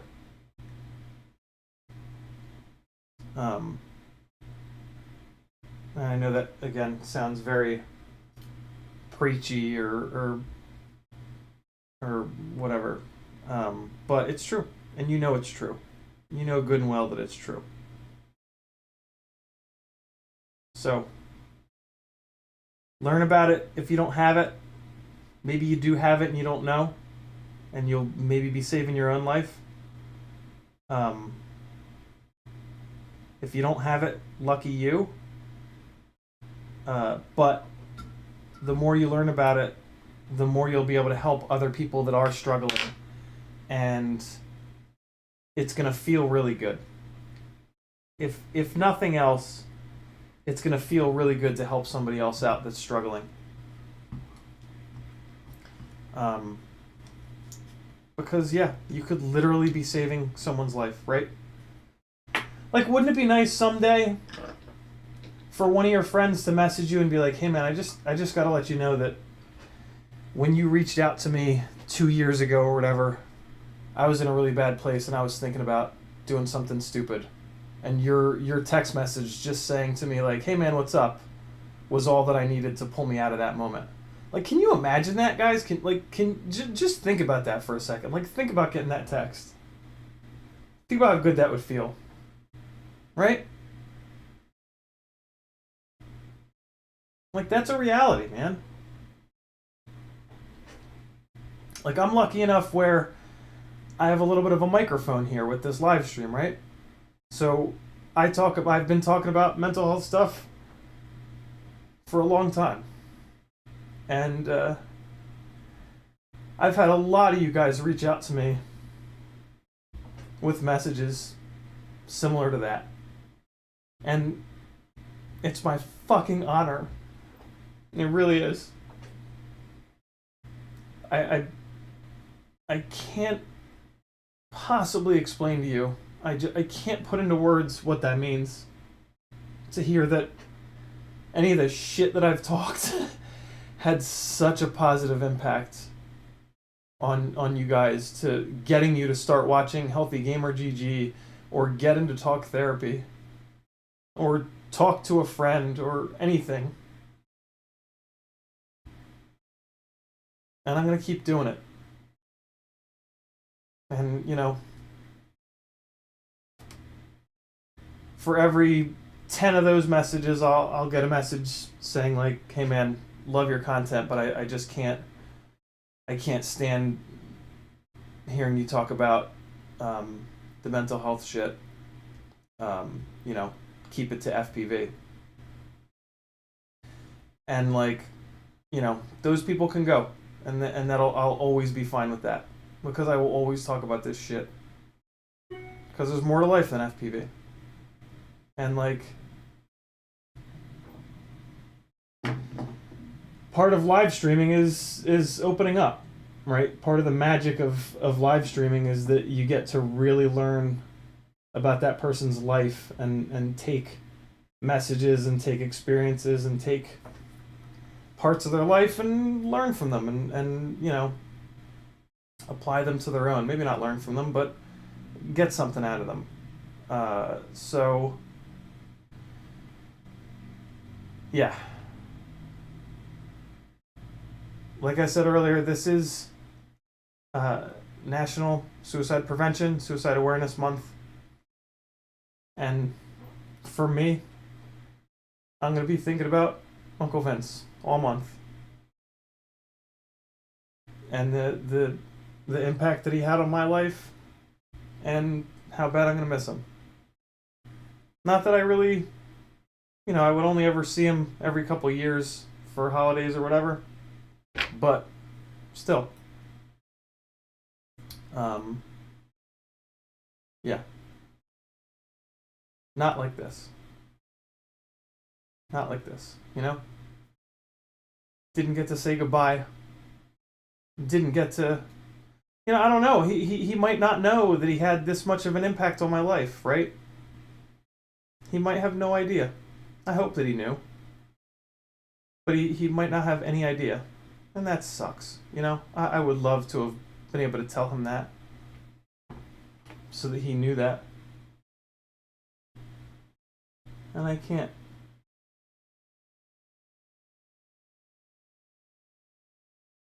I didn't get that chance. And that's tough. It's a tough pill to swallow. I wish I'd just told him at some point, right? Like I wish I'd just thought to.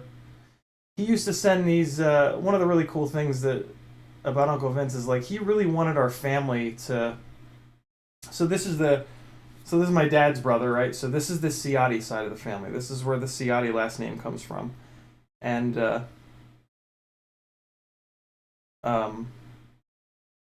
Uncle Vince really wanted. So our family is all spread out all over the country now. We've got people in Pennsylvania, New Jersey, New York, Florida, Santa Fe, New Mexico, California.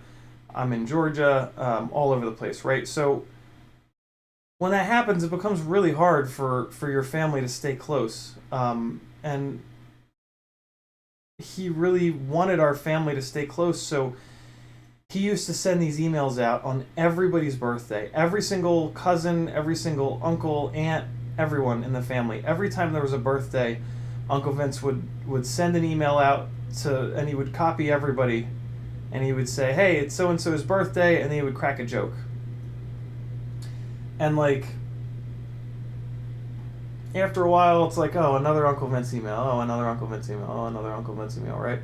Kind of take it for granted, but I'm gonna miss those emails. And his daughter, my cousin Andrea, said she's gonna try to take over and keep those emails going. But it won't be the same, Won't be quite the same. I'm sure she'll do a great job, but I'll miss those Uncle Vince emails. I would. Him and I had this bond with cars. So sometimes when he would send one of those emails back when I was super into cars, doing like edits on YouTube of autocross or ripping around the mountains, I'd reply back and I would send him like an edit, like, "Hey, here's what I've been up to." It was always super cool. And it was just nice, It's just nice to be able to do that. I'm gonna miss that. So, check on your friends. Send people messages. When you have that thought to you haven't talked to somebody in a while, take the 5 seconds to send them a quick text and say, "Hey." Just say what's up to people. It might be exactly what they need. Again, guys, 1 in 5 people is dealing with mental illness shit. 1 in 5. So the 5th time that you have that thought, but go, "I don't feel like it," that was potentially somebody that has mental illness that's in a moment like that. And the reason why it means so much to that person is that the sickness tells them that they're all alone. The evil thing that depression does is it convinces you that you're all alone in this world. And that it convinces you that if you didn't message all of your friends, that they would just never message you again. And so in that moment, if you text that person without them having texted you, it proves that wrong. And that has happened to me on more than one occasion. And it's just an off switch. It is just an off switch for that thought in your brain, because that thought has been proven wrong immediately. Because you look back at the last text before that one, and it has nothing to do with it. And your brain has to force the fact that, oh shit, this, John just texted me out of the blue. And it completely obliterates that thought that drives a lot of the darkness within depression. So, do it. Do that. Right? Do it right now. Do it tomorrow. Do it again the next day. Do it whenever you can think about it. Because I'm sure that that's a person that you'd rather have around, right? If you have that thought about a person in your life, you obviously want that person to stick around. So take the 10 seconds to say, yo, bro. Even if that's all it is, right? Yo, bro. Even if you don't have anything to say, if you think about a person, just say what's up. Even if they don't have mental illness shit, it'll mean a lot to them. Think of the last person that happened to you. Think of the last time that one of your friends just out of the blue shot you a quick message for no reason, just to say hey. Didn't it feel awesome? So do that to other people.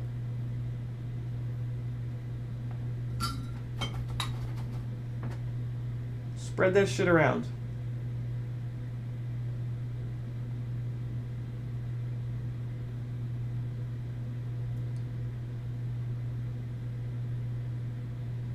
Spread the love around, my friends, and it'll come back to you. That's the other cool thing, right? Is that when you start doing that shit, people will start doing that shit back to you. So the 10 minutes that it takes you over the course of a week to do that a few times, that will eventually come back to you. If you want to call it karma, great. If you just want to call it people being people because you don't believe in karma, that's great too. But it's true, right? Think about it. Think about that shit. Also, check out Healthy Gamer, though. You're going to dig it. Dr. K is a goddamn genius. He'll change your life. It's completely changed mine. Do something. Do anything. Take care of yourself. Take care of the people that you love. Take care of everybody that you can. We're all in this together, right? We're all on a big fucking round spaceship floating through outer space. We're all in this shit together, whether we like it or not.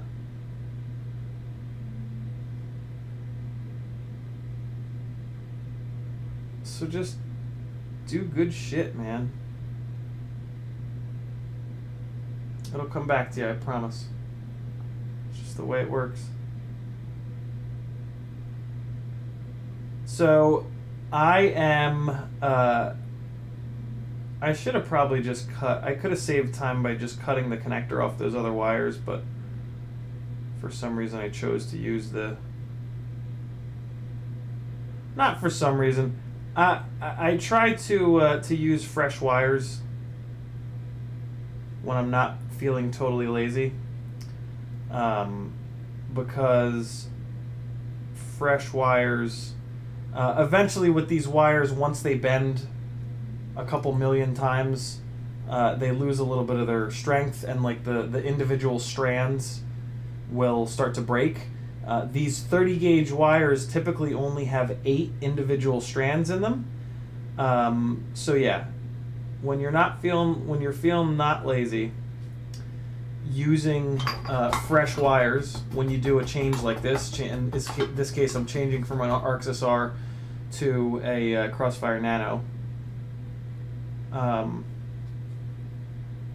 Using a set of fresh wires gives you 8 strands again on all. And yeah, that's a good thing. A little bit of preventative maintenance.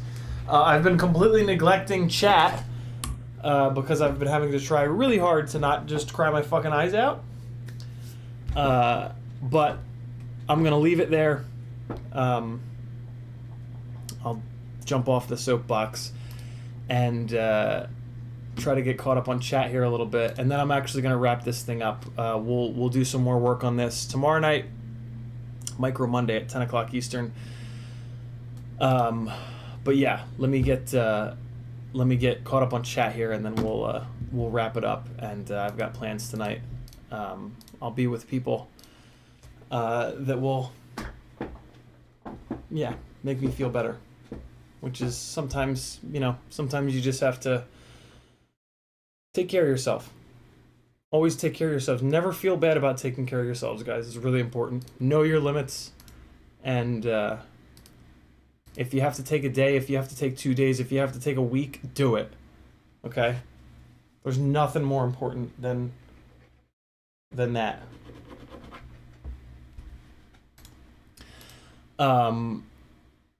Michael Blade says says he's sorry. It's all good, brother. License to Drive says, real sad to hear what you've gone through, and going through COVID has put me through hell the past 1.5 years, and I'm still not through the troubles it's landed on me. Just keep your head down, License. Just smash through, man. We're all here for you. Every single one of us. Ramdago says it'll take the world a while to show the delay of the recent event. Yeah, we're this virus is gonna have effects for a long time. We just have to try our best, stick together, do whatever we can to all get through it together. Layman Board has a TP3 with a VTX with breakaway tabs to make it a 20x20, then another for 16x16 from 25x25. I used 25x25. One tab broke. WTF. I glued it and it broke again. That's annoying, Layman Board. But personally, what I like to do is break them all the way down as small as they go, shrink wrap the small little thing, and then just zip tie the small little tiny VTX in the rear. I try to put as much weight as far back in my builds as possible to offset the fact that there's a camera in the front. That's one of the ways that I try to even out the center of gravity. I break them down as small as possible because PCBs are heavy. They have a big layer of copper in them usually. So I try to save weight by breaking them down as small as possible, and then I try to put them as far back as possible to even out the CG.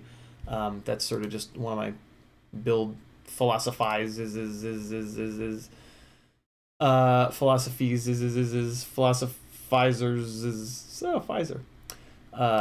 Get the Pfizer shot too.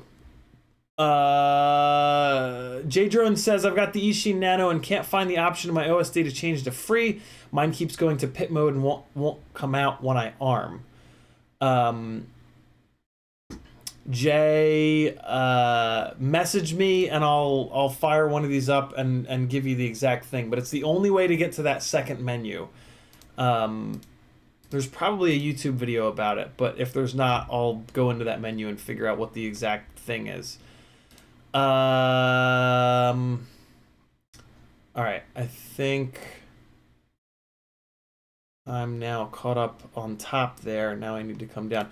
Ramdago says, society needs all types of people. Very true. Also says, well spoken. Thank you, man.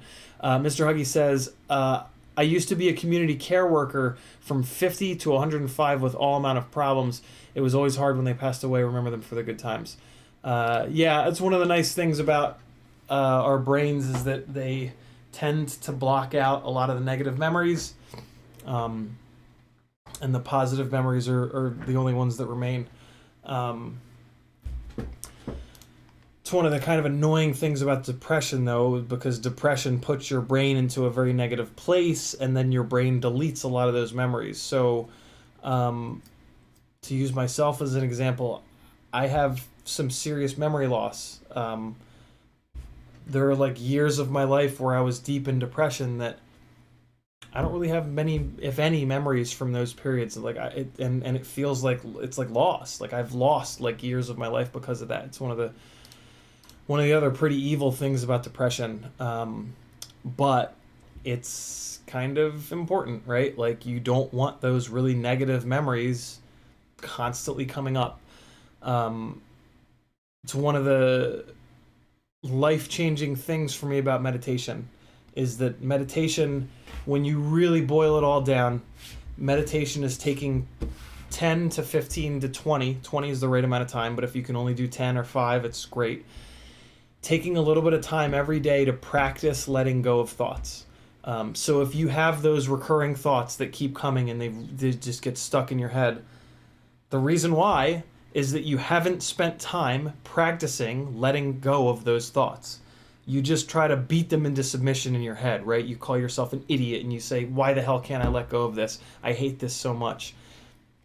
When has that ever worked in anything in life, right? Like when you started flying drones, did you just sit there and go like, oh, I hate this so much. God, I'm never gonna, like, you had to practice. You had to put the time in. You had to go out and have fun and enjoy yourself practicing flying, right?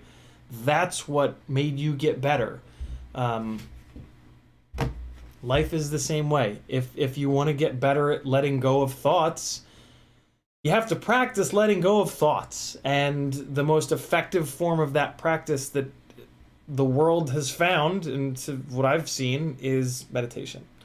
Healthy Gamer GG will help you out with that. That is where I got my start and have continued to do it as often as I can. It's not a daily thing anymore, unfortunately, but it is still a part of my life.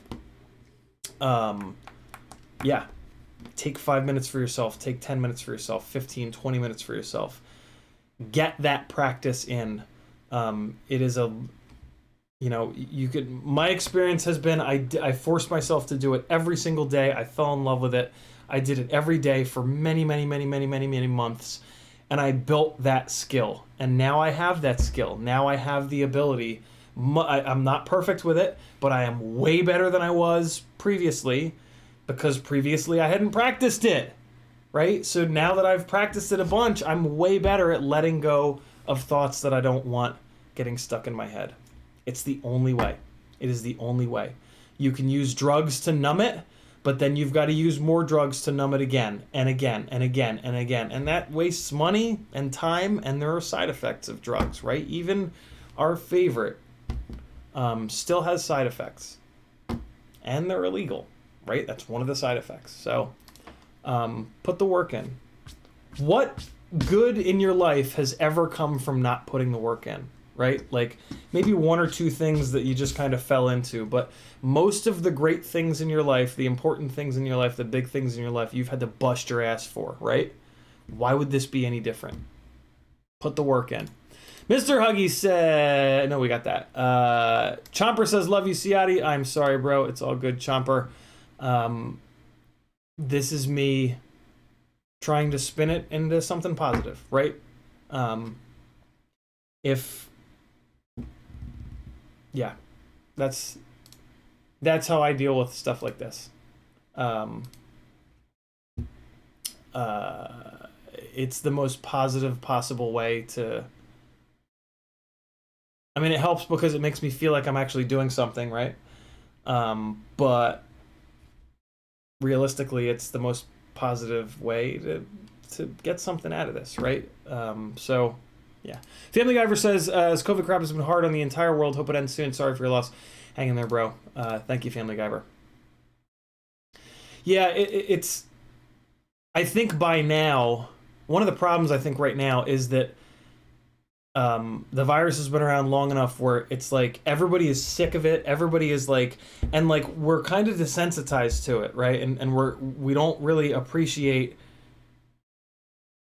how bad it really is and continues to be, right? We all just want to like, oh, it's fine. There's a vaccine. There's this. There's that. Like, and so we're not taking it as seriously as we once were, of course.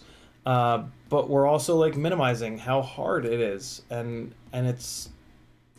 I'd never really thought of, I'd never fully understood, I don't think, how hard it is, especially on people with mental illness, because of what mental illness does to the way that your brain functions. To then have this thing on top, like you already kind of are scared of the entire world, for that to be even more valid with, the virus is like, it takes bad and makes it way worse. So Yeah, scary. Ramdango says, no BS, streaming business equals respect. Thank you, Ram. Kevin Smith says, why don't you go for a walk in the sunshine, feel the beauty of the day? I do that most days. Going for walks is great. For some people, walks can work really well as a form of meditation. For me, they don't. For me, it's more of an exercise thing. But yeah, going for a walk a day will certainly keep the doctor away. You look at how long people live in different parts of the world. There's a 1-to-1 with areas where people go for walks regularly, living longer. Going for daily walks straight up seems to just make people live longer. Makes sense, right? You go out, you get vitamin D, you're moving your body around, you probably run into some other people. Lots of really good things. Word FPV says, so proud of you, Ciotti. Keep it up, man. You're an important positive influence. Thank you, Word. Much appreciated. Hard FPV says, just try to think of this. There can never be a bad day. God just made some days better than others, and there's always tomorrow if today is not working out. Great sentiment there, Heart FPV. Ramdanko says, smiles, phoning stepdad, CiottiFPV, he's a nice guy. There we go. Awesome, Ramdanko. Love that, man. Love it. Tiago in the house. What's up, homie? He says, I know what you're thinking because it happened to me a couple of months ago with a friend, but sometimes it isn't enough because the asshole demon inside won't allow them to listen. It's true. It's very true. But all we can do is try. You know? All we can do is try. Super Deluxe is in the house. Maggie's in the house as well. What's up, girl? How are you? Super Deluxe says, CiottiFPV, I totally flew my Acrobat into a puddle. The one you put so much work into, working on it now. So was the way of FPV. Yeah, very true. Very, very true. Yuki Treats says, thanks for sharing. Very brave of you to do so. And namaste. Thank you, Yuki Treats. I don't know why I like to pronounce it with the accent on the ma. Somebody pronounced it like that at some point in my life, and I just liked the way that it sounded. So most people pronounce it namaste, but I don't know. I pronounce it namaste. Robin Duckett says, thank you for sharing, man. My pleasure. Really is. It's hard as hell to talk about this shit, but it's important. And yeah, it's my pleasure because it's not lost on you guys. It never has been. Like I don't, like you guys give me feedback in the chat, which is amazing. But then like for the next couple of weeks, I'll get messages here and there from people that are like, hey man, that I just watched this or that or the other and made me realize that somebody in my life is struggling. Thank you. So it's always worth it. So you guys do it too, right? When you're having a conversation with a friend or a family member, if it comes up, talk about it. It's going to be hard, but the payoff is so worth it. So do it. Do the hard thing. Put in the work. Right? Whatever it takes, whatever combination of words latch onto your brain, go for it. Write it down. Get a whiteboard. Write it down. Put it on a Post-it note. Do something, right? Just do something. Expander says, late to the party, but hi, CiottiFPV and you other beautiful bastards. Propped up FPV. Propped up FPV. So I have you in here as a moderator, but I don't remember making the name Propped Up FPV a moderator. What was your old name, Propped Up FPV? Propped Up FPV says, so sorry for your loss. I've been looking after my daughter's 1-year-old as she's in the hospital for the last 2 months. She has bipolar BPD, so I've not been online or flown much. Strong work, Propped Up. It's a big deal. You're doing the right thing. Your priorities are right. It's amazing. It's amazing, man. Keep going. You're doing the right thing. You know what's what. Riot9 says he wants features. Hey, thank you, Riot9. Features VTX config OP model. That's it. For all of you guys that were asking about that are having weird VTX stuff, Riot9 hooked you up. I'm going to copy and paste it into the chat. There you go. That's what I was talking about in the OSD menu.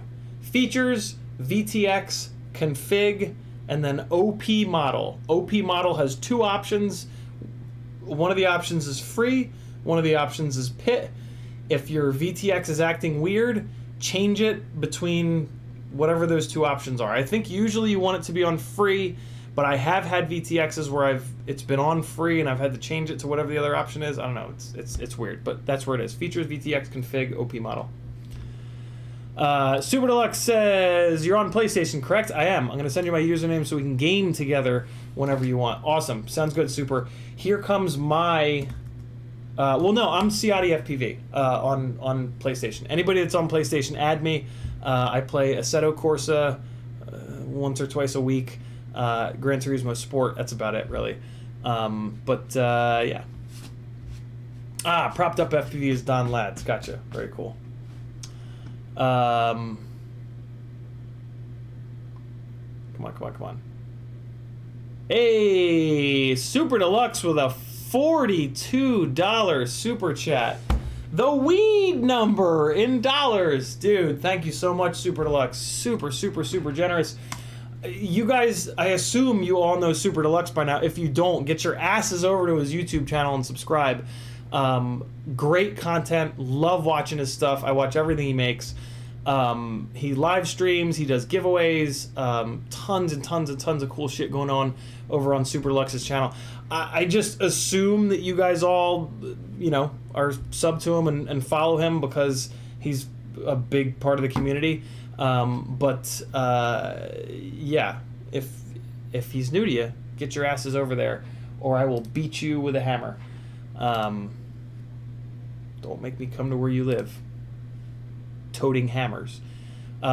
He says, Ethereum killing it today, sharing the wealth. Nice.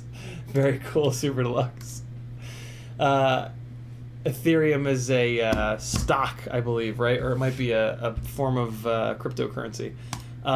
Thanks again, Super. Very cool. Thanks for hanging out. I always love seeing you in the chat.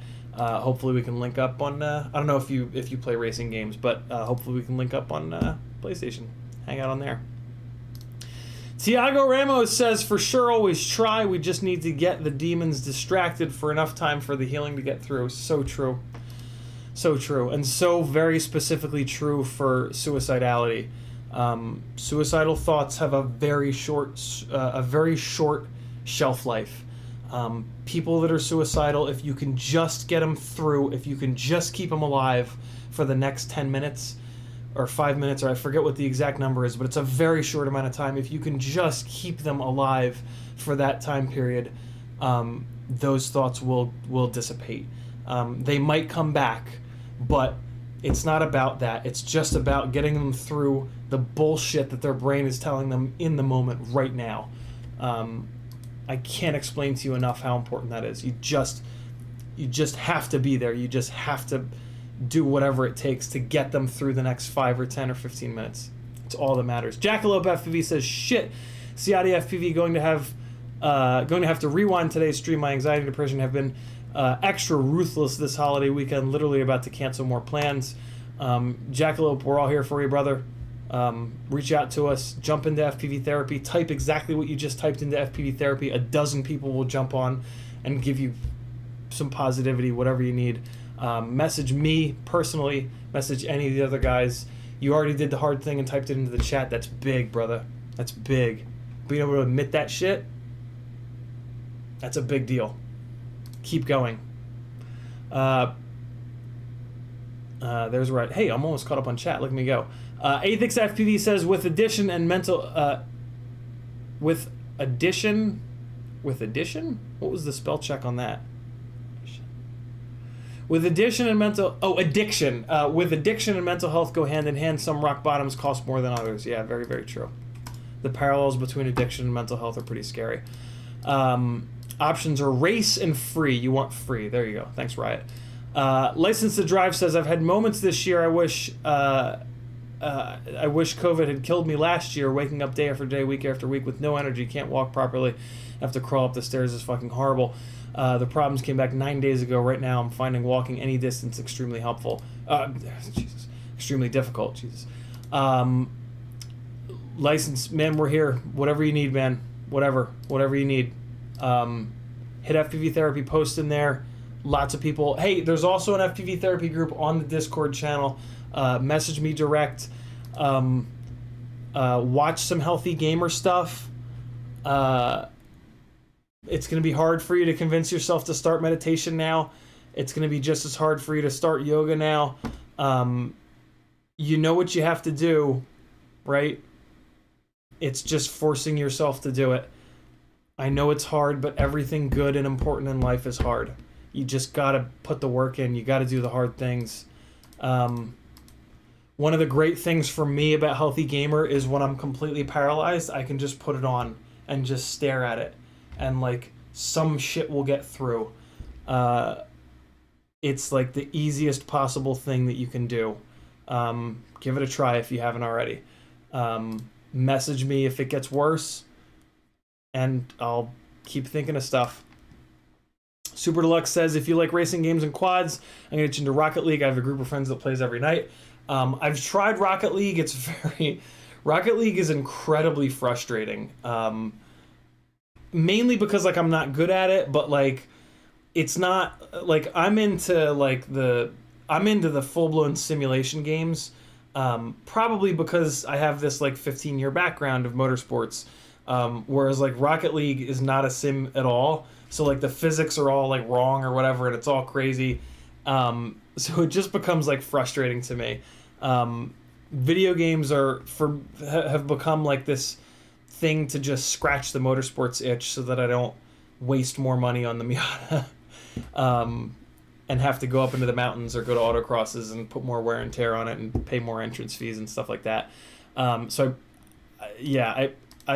tried Rocket League a bunch. It's kind of not my thing, but you never know. Maybe I'll try it again. Ram Donko with the last comment of this live stream, and then I'm gonna wrap it up. He says, got my ones going finally, but next issue I think he meant to say 1S. Got my 1S going finally, but next issue it lacks power. Thrust hover is above 50%. That sucks, right? It does. Yeah, usually you want your hover point to be below 50%. Depends on what you're doing with the rig, though. If it's a cinematic rig, I mean, a 50% hover point is going to give you a lot of throttle resolution, and the fact that you're not going to have a lot of total horsepower available is going to give you a lot of throttle resolution.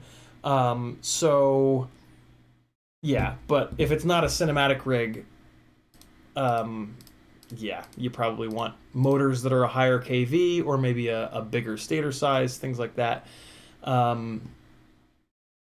Let me know if you need help. I can, of course, if you want to really dive into it, we can do a build planning session. Hey, by the way, I forget what I was about to say. License to Drive, actually, with the last comment of the live stream, he says, thank you, I'll start watching Healthy Gamer. Very cool license. Get in there. There's lots of really, really good stuff. Dr. K is amazing. He's our age. Yeah, just start watching just random stuff. I mean, he's got like a most watched videos, but just start clicking stuff. You'll pick some stuff up. You'll dig it. If you need anything, though, man, message me, and we'll get through this. We'll get through it, brother. Cool. Thanks for hanging out, guys. Yeah, I know this is a little bit of a different live stream, but I do these sometimes. Sometimes I talk about shit that's not as happy and go lucky and joyous. And that's life. You know, we can't just have this toxic positivity attitude and just bury everything down. We have to sit with the hard stuff, and we that's what she said. Thanks for hanging, guys.